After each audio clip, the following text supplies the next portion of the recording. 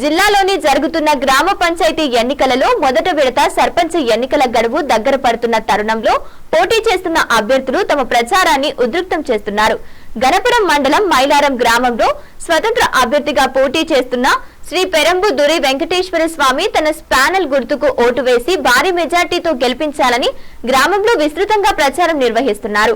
గత 30 ఏళ్లుగా ప్రస్తుత ఎమ్మెల్యే గండ్ర సత్యనారాయణరావు అనుచరుడిగా పేరొందిన తన స్పానల్ గుర్తుపై ఓటు వేసి గెలిపించాలని ప్రచారం నిర్వహిస్తున్నారు. తనను గెలిపించినట్లయితే గ్రామాన్ని అభివృద్ధి పథంలో తీసుకువెళ్లేందుకు శాయశక్తుల ఎమ్మెల్యే సహకారంతో కృషి చేస్తానని గ్రామస్తులకు హామీ ఇస్తూ ప్రచారం నిర్వహిస్తున్నారు.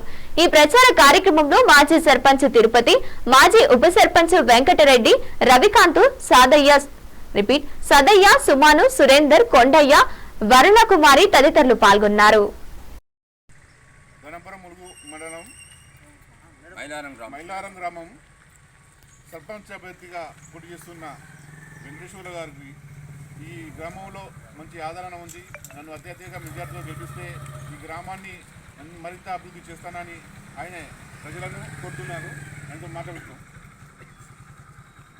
మైలారం గ్రామం సర్పంచ్ అభ్యర్థిగా పోటీ చేస్తున్నానండి.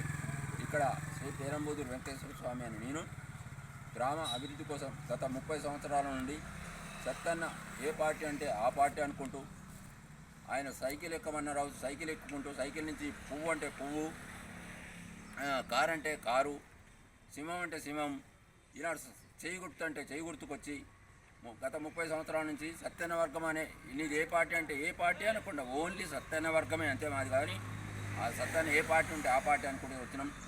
కానీ ఈనాడు మమ్మల్ని ఇద్దరు కూడా గెలిచి రాపోండి, ఎవరు గెలిచినా నాది అనే ఆలోచనతోని ఇద్దరిని పంపి నన్ను ఈరోజు ఏకాకిని చేసి బలిపశువుని చేశారు గ్రామస్తులు.